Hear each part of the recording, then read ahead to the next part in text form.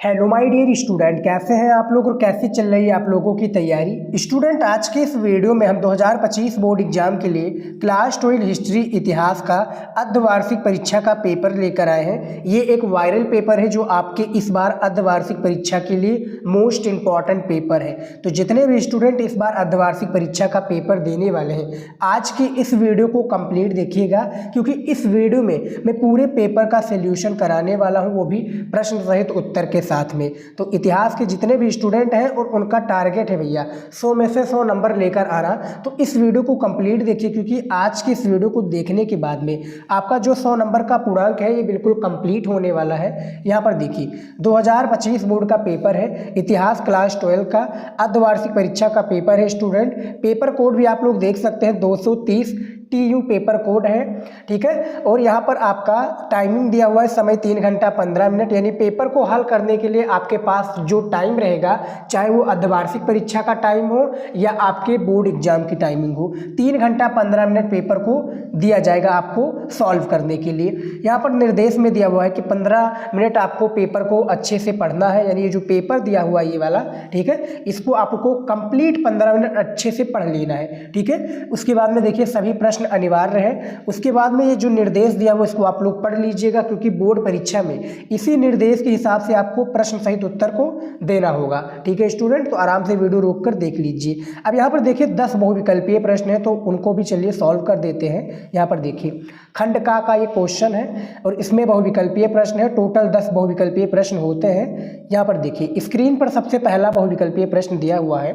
दिया हुआ क्या है कि सहायक संधि तैयार की थी, यानी जो सहायक संधि है ये तैयार किसने की थी, ये आप लोगों को बताना है। काफ़ी इंपॉर्टेंट क्वेश्चन है और मैंने इस क्वेश्चन का आंसर काफ़ी बार आप सभी को बता चुका हूँ, ठीक है। जो हमारी स्टूडेंट है, प्यारे स्टूडेंट, उनको इसका आंसर पता होगा।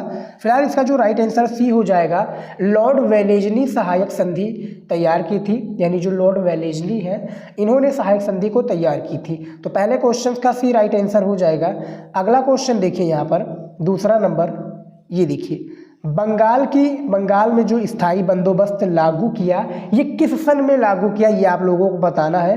तो स्क्रीन पर 4 विकल्प दिए हुए हैं, इनमें से जो राइट आंसर हो जाएगा 22 मार्च। देखिए 22 मार्च 1793 ईस्वी को बंगाल में स्थायी बंदोबस्त को लागू किया गया था, ठीक है स्टूडेंट, 22 मार्च 1793। अगला क्वेश्चन है 3 नंबर, देखिए स्क्रीन पर दिया हुआ 3 नंबर क्वेश्चन कि MR मुगल द्वारा वर्ष 1974 में किस स्थान का उत्खनन प्रारंभ किया गया था, यानी वो कौन सा स्थान है जहाँ पर उत्खनन प्रारंभ किया गया था। 1 नंबर का क्वेश्चन है और इसका आंसर आप लोगों को बताना है। देखिए इसका आंसर जो है बुक में दिखा रहा था, ठीक है स्टूडेंट, वो दिखा रहा था बहावलपुर, ठीक है, ये सी वाला दिखा रहा था, लेकिन गूगल पर मैंने सर्च किया तो वहाँ पर धोलावीरा दिखा रहा था। क्या दिखा रहा था? धोलावीरा। अब आपके हिसाब से करेक्ट आंसर क्या होना चाहिए, कमेंट में ज़रूर बताइएगा, ठीक है। चौथा नंबर क्वेश्चन देखिए, यहाँ पर चौथा नंबर क्वेश्चन है कि खिलाफत आंदोलन का नेतृत्व किसने किया था। ये सभी क्वेश्चंस आपके अर्धवार्षिक परीक्षा के पेपर में पूछे जाएंगे, तो तैयार कर लीजिएगा। और जिनका भी टारगेट है इस बार 95% लेकर आना हिस्ट्री में, तो मैं कंप्लीट तैयारी हर एक सब्जेक्ट की करा रहा हूँ अपने चैनल पर। आपको हर एक सब्जेक्ट का क्या है प्लेलिस्ट मिल जाएगा स्टूडेंट, जहाँ पर आपको सारी चीज़ें A to Z जानकारी मिल जाएंगी जो शुरुआत से आपको टॉपर बना सकती हैं, ठीक है। तो प्लेलिस्ट जरूर चेकआउट कीजिएगा। फिलहाल जो चौथा नंबर क्वेश्चन है इसका राइट आंसर सी हो जाएगा। मोहम्मद अली तथा शौकत अली दोनों ने खिलाफत आंदोलन का नेतृत्व किया था, ठीक है। तो 4 नंबर का सी विकल्प आपका राइट आंसर हो जाएगा। अगला क्वेश्चन देखिए, यहाँ पर 5 नंबर, देखिए 5 नंबर क्वेश्चन है कि निम्न में से किसने खालसा पंथ की स्थापना की थी। तो वो किसने किया था, यानी आपका जो पांचवा है, पांचवे का वी राइट आंसर हो जाएगा। गुरु गोविंद सिंह ने जो है खालसा पंथ की स्थापना की थी। कब की थी ये भी क्वेश्चन पूछा जाएगा। तो 9 अप्रैल, ठीक है स्टूडेंट, 9 अप्रैल 1699 ईस्वी को इसकी स्थापना की थी। किसने? गुरु गोविंद सिंह ने। अगला क्वेश्चन है यहाँ पर 6 नंबर, देखिए 6 नंबर क्वेश्चन पूछा गया है कि निम्न में से किसने समुद्रगुप्त की पर्याग परिस्थिति लिखी थी, ये आपको बताना है।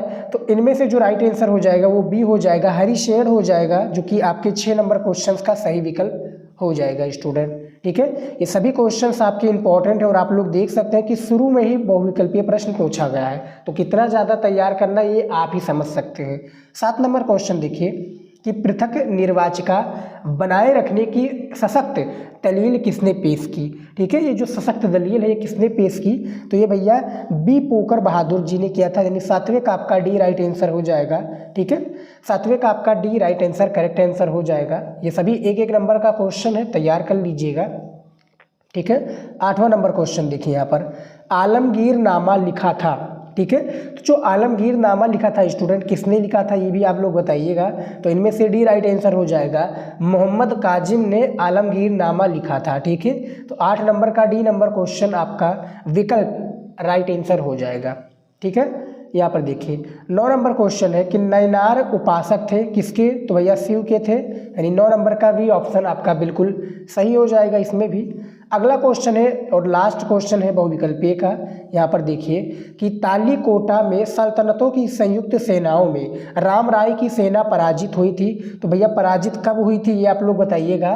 तो पराजित जो हुई थी वो आपका 1793 ईस्वी में पराजित हुई थी। ठीक है स्टूडेंट, लेकिन जब राम राय की सेना एक प्रकार से युद्ध के लिए जब घोषणा किया था तो 1565 में। ठीक है, तो ये भी क्वेश्चन पूछा जाएगा, तैयार कर लीजिएगा। तो 10 नंबर का आपका सी विकल्प राइट आंसर हो जाएगा। अब चलिए देख लेते हैं खंड खा का सेक्शन। इसमें केवल जो है 5 वो है यानी भाग है, जैसे का, खा, फिर गा, घा, अड़ा, इस तरह से भाग है इसमें। ठीक है, इतिहास में तो खंड खा का भी हम देख लेते हैं, जो कि 5 आपके अति लघु उत्तरीय प्रश्न है, जो कि 2-2 नंबर का प्रत्येक प्रश्न पूछे जाते हैं। तो इसका भी मैंने आंसर बताया हूँ। ठीक है, ये देखिए अति लघु उत्तरीय प्रश्न है। इसमें 11 नंबर क्वेश्चन पूछा क्या हुआ है, देख सकते हैं कि सिंधु घाटी सभ्यता में शिल्प उद्योगों की सूची बनाइए। ठीक है, हमें जो सिंधु घाटी सभ्यता है इसमें शिल्प उद्योगों की सूची बनाना है। ठीक है स्टूडेंट, तो यहाँ पर देखिए उत्तर देखिए स्टूडेंट क्या दिया हुआ है। देखिए हड़प्पा सभ्यता के लोगों के द्वारा शिल्प को एक आर्थिक गतिविधि के रूप में अपना लिया गया था। ठीक है, यानी आर्थिक गतिविधि के रूप में किसको अपना लिया गया था, शिल्प उद्योग के, यहाँ पर देखिए अपना लिया गया था। ठीक है, शिल्प उद्योगों में प्रमुख थे, यानी कौन कौन से वो प्रमुख थे शिल्प उद्योग, ये देख सकते हैं। सबसे पहला है मिट्टी और धातु के बर्तन बनाना। ठीक है, उसके बाद में देखिए दूसरा है औजार और एवं हथियार, तीसरा इसमें है सूती एवं ऊन की कताई, चौथा है आभूषण बनाना। ठीक है, उसके बाद में देखिए पांचवा है देखिए लकड़ी के मनके बनाना, और 6 नंबर है मृत भांड का निर्माण करना, यानी क्या है मृद भांड का निर्माण करना आदि। ये है 11 नंबर क्वेश्चन का जो राइट आंसर। यहाँ पर देख सकते हैं कि जो क्वेश्चन पूछा गया कि सिंधु घाटी सभ्यता में शिल्प उद्योगों की सूची बनाइए, ये यही सूची है जो यहाँ पर आप लोग देख सकते हैं। ठीक है स्टूडेंट, तो 11 नंबर क्वेश्चन का भी राइट आंसर मैंने बता दिया है। ठीक है, अब चलिए देखते हैं अगला क्वेश्चन। देखिए 12 नंबर क्वेश्चन दिया हुआ है, 2-2 नंबर का क्वेश्चन है, इंपॉर्टेंट है, ज़्यादा शब्दों में इसका आंसर हमें नहीं देना है। इसका आंसर आप लोग क्या मिनिमम 25 शब्दों में दे दीजिए, आपको 2 नंबर एग्जामिनर दे देगा। ठीक है, अब यहाँ पर देखिए इसका क्वेश्चन पूछा गया कि कौटिल्य के अर्थशास्त्र की महत्व की विवेचना कीजिए, यानी इसका जो महत्व है इसकी विवेचना करना है। ठीक है, प्रशंसा करना है। तो उत्तर देखिए इसका उत्तर देख लीजिए स्टूडेंट, मैं कंप्लीट आपको जानकारी दूंगा। उत्तर है कि कौटिल्य मौर्य सम्राट चंद्रगुप्त मौर्य के प्रधानमंत्री थे। ठीक है, उन्होंने अपने ग्रंथ अर्थशास्त्र में मौर्य प्रशासन से संबंधित महत्वपूर्ण जानकारी तो यहाँ पर देखिए जानकारी तो दी ही है, साथ ही राजा एवं राज्य के आदर्श का प्रतिपादन भी किया है। इस ग्रंथ से ऐतिहासिक जानकारी के साथ साथ प्राचीन कालीन शासन प्रणाली का भी पता चलता है। ठीक है, तो यानी इस ग्रंथ से क्या है, प्राचीन कालीन शासन प्रणाली का भी पता चलता है, जो कि 12 नंबर क्वेश्चन में दिया हुआ है इसका आंसर। ठीक है, तो यहाँ पर आप देख सकते हैं कि कौटिल्य के अर्थशास्त्र के महत्व क्या है, इसकी विवेचना करना था। अगला क्वेश्चन देखिए यहाँ पर 13 नंबर। ठीक है, देखिए 13 नंबर क्वेश्चन है कि मध्यकाल में भारत में यात्रा करने वाले 4 विदेशी यात्रियों का नाम बताइए। तो यानी जो मध्यकाल में भैया जो भारत में यात्रा करने वाले थे, इनके 4 विदेशी यात्रियों का हमें नाम बताना है, जिसके लिए 2 नंबर एग्जामिनर देगा। तो उत्तर देखिए भारत में आने वाले प्रमुख विदेशी यात्री निम्नलिखित थे। जैसे सबसे पहला है हैरात का यात्री जो कि अब्दुल रज्जाक समरकंदी था। ठीक है, दूसरा है जो है उज्बेकिस्तान का अल-बुरूनी, ठीक है, आप लोगों ने पढ़ा होगा अल-बुरूनी के बारे में, जो इतिहास में क्वेश्चन काफ़ी आते हैं। तीसरा क्वेश्चन है मोरक्को का इब्न बतूता, ठीक है, और चौथा है फ्रांस का क्या है, फ्रांसवा बर्नियर, ठीक है। तो ये जो है मध्यकाल में भारत में यात्रा करने वाली 4 विदेशी यात्रियों का नाम है, जो कि आप लोग लिख दीजिएगा स्टूडेंट, 2 नंबर आपको एग्जामिनर दे देगा, ठीक है स्टूडेंट। अब चलिए देखते हैं अगला क्वेश्चन। यहाँ पर 14 नंबर क्वेश्चन देखिए पूछा गया है, देखिए कि खानकाह क्या था, संक्षिप्त उत्तर दीजिए, यानी खानकाह कौन था, इसके बारे में हमें पूरा जानकारी देना है, ठीक है। तो उत्तर देखिए, संस्थागत दृष्टि से सूफी स्वयं को एक संगठित समुदाय खानगाह के इर्द गिर्द स्थापित करते थे। प्रत्येक सूफी का अपना खानकाह होता था, जिसका नियंत्रण शेख पीर अथवा मुरीद के हाथों में था, ठीक है स्टूडेंट। यानी देख सकते हैं कि इतिहास के बारे में जो पूछा गया है क्वेश्चन है कि संस्थागत दृष्टि से सूफी स्वयं को एक संगठित समुदाय खानगाह के इर्द गिर्द स्थापित करते थे, ठीक है, इतना कॉन्सेप्ट समझ में आ गया। उसके बाद में प्रत्येक सूफी का अपना खानगाह होता था। खानगाह बेसिकली क्या होता है स्टूडेंट, एक प्रकार से जैसे होता है ना, यानी जहाँ पर सारी चीज़ें बताई जाती हैं, एक प्रकार से संस्था होता है, संस्था होता है जहाँ पर यानी बातचीत होती है ना, इंपॉर्टेंट बातचीत, ठीक है। खानगाह होता था जिसका नियंत्रण शेख पीर अब्दुल और मुरीद के हाथों में होता था। जिस तरह से अब संसद की बात की जाए तो संसद का भी एक प्रकार से होता है ना कि वहाँ पर इंपॉर्टेंट मीटिंग वगैरह होती है, सेम खानगाह का भी यही अर्थ होता है, ठीक है। उसके बाद में देखिए अगला क्वेश्चन यहाँ पर 15 नंबर, देखिए 15 नंबर क्वेश्चन है कि विजयनगर में स्थित मंदिर परिसरों की 2 विशेषताओं का उल्लेख कीजिए, ठीक है। 2 नंबर का क्वेश्चन है, हमें इसकी 2 विशेषताओं का उल्लेख करना है। तो उत्तर देखिए, विजयनगर में स्थित मंदिर परिसरों की 2 विशेषताएं निम्नलिखित हैं। सबसे पहला है इस समय के मंदिर परिसर में मंडप का निर्माण कराया गया, ठीक है। दूसरा है देवालयों के चारों ओर स्तंभों वाली गलियारे का निर्माण कराया गया, ठीक है स्टूडेंट। तो जो विजयनगर के स्थित, अब देखिए विजयनगर से रिलेटेड काफ़ी क्वेश्चंस आपके बोर्ड एग्जाम में आएंगे, जो आपका चैप्टर 7 है ना, विजयनगर एक साम्राज्य विजयनगर, विजयनगर के बारे में बहुत सारे क्वेश्चंस आपके बोर्ड एग्जाम में आएंगे। तो मैंने क्या है एक प्रकार से इन सभी के लिए एक डाउट जो है आपका जो डाउट होता है ना इतिहास में, इसके लिए मैंने टॉपिक वीडियो बनाया हुआ, तो वो पूरा क्लियर देख लीजिएगा स्टूडेंट। अब आप चाहे अर्धवार्षिक परीक्षा का पेपर दे रहे हो या आप वार्षिक परीक्षा का पेपर दे रहे हो, तो वो जो 80 टॉपिक है, क्या है, कितने टॉपिक है स्टूडेंट, 80 टॉपिक को तैयार कर लेंगे तो आपका मैं गारंटी लेता हूँ इतिहास में 95% लाने से कोई नहीं रोक सकता। बस वो आपको 80 टॉपिक पढ़ लेना है, ठीक है। और जो मैं मॉडल पेपर लेकर आता हूँ उसको भी आप लोग तैयार कर लीजिएगा, ठीक है। तो ये हमारे 5 जो है अति लघु उत्तरीय प्रश्न का आंसर मैंने बता दिया है। अब चलिए देख लेते हैं अगला भाग। देखिए अब हमारा अगला भाग आ चुका है खंड गा का, ठीक है। इसमें टोटल क्या है, यहाँ पर देखिए लघु उत्तरीय प्रश्न होता है, ठीक है स्टूडेंट। टोटल कितने प्रश्न होते हैं, 6 क्वेश्चन होता है। प्रत्येक प्रश्न कितने का होता है, 5 नंबर का। यानी आपको 50 से 60 शब्दों में एक प्रश्न का उत्तर जब देंगे तब जाकर आपको 5 नंबर एग्जामिनर देगा, ठीक है स्टूडेंट। 5 नंबर के लिए आपको इतना सारी चीज़ें करना पड़ेगा। अब यहाँ पर देखिए 16 नंबर क्वेश्चन में, इसमें लघु उत्तरीय का प्रश्न है, ठीक है। 16 नंबर क्वेश्चन पूछा गया है कि महाभारत पर एक संक्षिप्त टिप्पणी लिखिए। अब देखिए महाभारत पर आपको एक संक्षिप्त टिप्पणी लिखना होगा। अब इसका आंसर कहाँ पर मिलेगा, आपके क्वेश्चन बैंक में और आपको बुक में मिलेगा, तो अभी से तैयार कर लीजिएगा। अब आप लोग कहेंगे कि सर आप तो क्वेश्चन का आंसर बता नहीं रहे हो, तो आप चैप्टर का नाम बता दो कि किस चैप्टर से लिया गया है क्वेश्चन। तो मैं आपको बता दूँ चैप्टर का नाम है आपका बंधुत्व जाति तथा वर्ग, ठीक है। क्या नाम है चैप्टर का, बंधुत्व जाति तथा वर्ग, जो कि चैप्टर 3 है, ठीक है। तो ये 16 नंबर क्वेश्चन का आंसर उसी में मिल जाएगा, आप लोग तैयार कर लीजिएगा, ठीक है। 17 नंबर क्वेश्चन है कि स्थायी बंदोबस्त के बाद बहुत सी जमींदारियां क्यों नीलाम कर दी गई, इसके बारे में बताना है। 5 नंबर का क्वेश्चन है, छोड़ना एक भी नहीं क्वेश्चन है। अब देखिए यदि आप लोग इसका आंसर नहीं ढूंढना चाहते, मेहनत नहीं करना चाहते, तो आपको थोड़ा मेहनत करना पड़ेगा। कितना मेहनत करना पड़ेगा आपको, कम से कम हर एक क्वेश्चन को यूट्यूब पर सर्च करना है, ठीक है। और उसके बाद में क्या लिख देना है, बाई शिवम स्टडी नॉलेज, ठीक है। जैसे मान लीजिए कि महाभारत पर एक संक्षिप्त टिप्पणी लिखिए, अब आपको इसके पीछे बाई लिखकर शिवम स्टडी नॉलेज लिख देना है। ये जो क्वेश्चन है इसका आंसर जिस भी वीडियो में मैंने बताया होगा वो वीडियो आपकी समक्ष उपलब्ध हो जाएगी, वहाँ पर जाकर आप सारे क्वेश्चन का आंसर लिख सकते हैं, ठीक है स्टूडेंट। उसके बाद में देखिए अगला क्वेश्चन, जैसे 17 नंबर क्वेश्चन पूछा गया है कि स्थायी बंदोबस्त के बाद बहुत सी जमींदारियां क्यों नीलाम कर दी गई, इसके बारे में बताना है। तो चैप्टर का नाम है, चैप्टर 4 है आपका, और चैप्टर का नाम क्या है, विचारक, विश्वास और इमारतें। इस चैप्टर से आपका स्थायी बंदोबस्त वाला क्वेश्चन लिया गया, तो इसको भी आप लोग तैयार कर लीजिएगा। 18 नंबर क्वेश्चन है कि इस्लाम की 5 स्तंभ क्या थी, इनके बारे में बताना है भैया। ठीक है, इस्लाम के जो 5 स्तंभ हैं ये क्या क्या थे, इनके बारे में बताना है।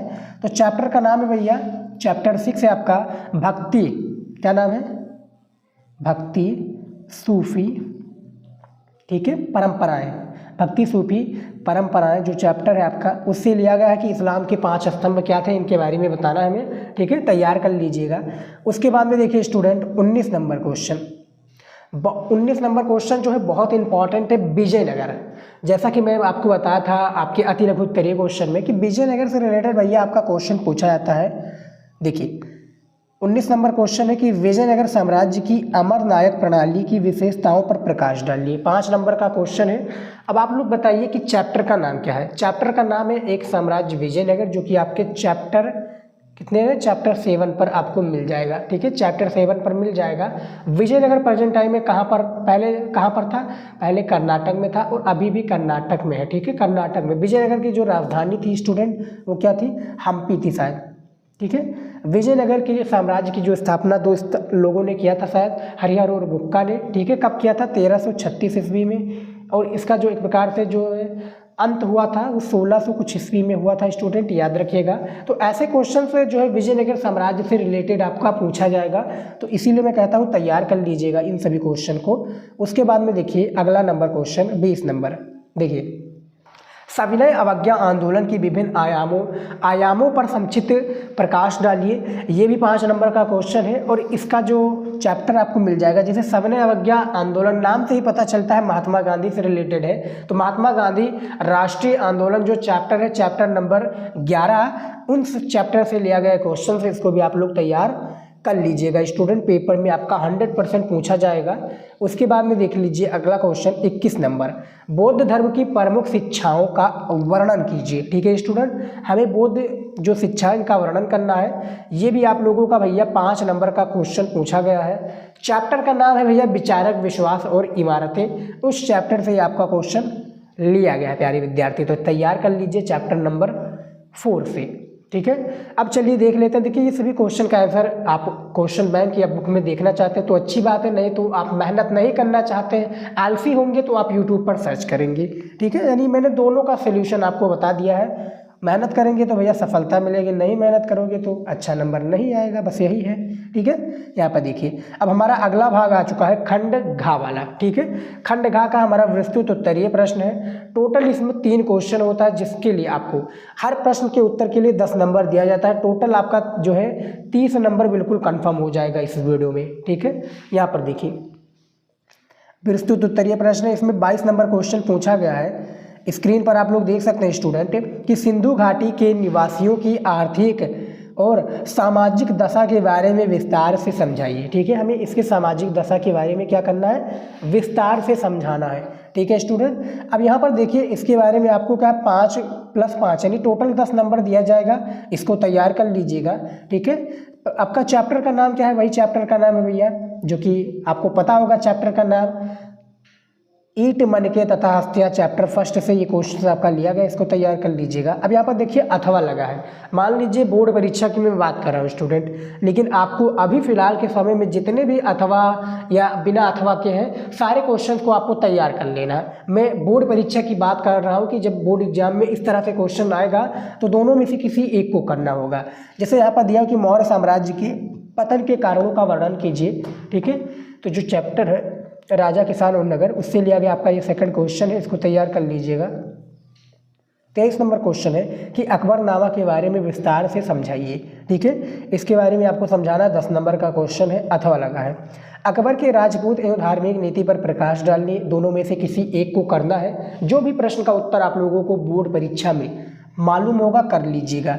ठीक है स्टूडेंट, उसके बाद में देखिए यहाँ पर 24 नंबर क्वेश्चन, देखिए 24 नंबर क्वेश्चन है कि 1857 के विद्रोह के सामाजिक, धार्मिक तथा सैनिक कारणों का वर्णन कीजिए। ठीक है, हमें सैनिक कारणों का वर्णन करना है। अब यहाँ देखिए 4 + 4 + 2 यानी टोटल 10 नंबर का क्वेश्चन है, अथवा इसमें भी दिया हुआ है नमक आंदोलन के बारे में विस्तार से समझाइए। अब देखिए जो 24 नंबर क्वेश्चन है, ये चैप्टर का नाम है आपका, क्या नाम है स्टूडेंट? चैप्टर का नाम है जो है विद्रोह के बारे में, तो इसका चैप्टर का नाम है विद्रोह और राज्य, जो कि चैप्टर 10 है, उससे लिया गया क्वेश्चन है। अथवा वाला जो नमक आंदोलन है, ये आपका जो है लिया गया चैप्टर महात्मा गांधी के है, महात्मा गांधी राष्ट्रीय आंदोलन। तो दोनों का चैप्टर का नाम बता दिया है, इसका आंसर आपको उसी में देखने को मिल जाएगा। ठीक है, अब देखिए स्टूडेंट, जैसा कि आप लोग कह रहे थे कि सर क्वेश्चन हिस्ट्री के लेकर आइए, लेकिन इसका आंसर भी बताइए। तो आंसर के लिए मैंने काफ़ी सारे वीडियोज बना रखे हैं, आप लोग देखते नहीं है, तो इसके लिए मैं आंसर नहीं बताया हूँ। और मैं ये भी बता रहा हूँ कि आंसर कहाँ पर मिलेगा। थोड़ा मेहनत कीजिए स्टूडेंट, मेहनत नहीं करोगे तो सफल 100% कभी भी नहीं होगे। 100% आप स्टडी को दोगे और मेहनत करोगे, क्योंकि कामयाबी भी उसी के हाथों लगती है जो मेहनत करता है। मेहनत कीजिए और ये जो 6 क्वेश्चन मैंने बताए हैं विस्तृत उत्तरीय प्रश्न को तैयार कर लीजिएगा, पेपर में आएगा। ठीक है, अब हमारा अगला भाग आ जाता है खंड अड़ा का। ठीक है, अब यहाँ से हमारे क्या है, मैप से रिलेटेड यानी मानचित्र से रिलेटेड और जो ऐतिहासिक तिथि से रिलेटेड क्वेश्चन पूछे जाएंगे। जैसे कि यहाँ पर देखिए 25 नंबर क्वेश्चन पूछा गया है और यहाँ पर 10 नंबर क्वेश्चन है, तो यानी एक एक नंबर का टोटल 10 क्वेश्चन दिया हुआ है। हर एक प्रश्न के उत्तर के लिए एक ऐतिहासिक तिथि जब बताएंगे तब जाकर आपको 10 नंबर एग्जामिनर देगा। ठीक है स्टूडेंट, अब यहाँ पर देखिए मैं ऐतिहासिक तिथि के बारे में बता देता हूँ, और आप लोग ने वीडियो हमारा नहीं देखा है कि महत्वपूर्ण ऐतिहासिक तिथि, तो वो वीडियो जरूर देख लीजिएगा, क्योंकि बोर्ड एग्जाम में कैसे आते हैं ऐतिहासिक तिथि उसके बारे में मैंने डिटेल से बताया हुआ है।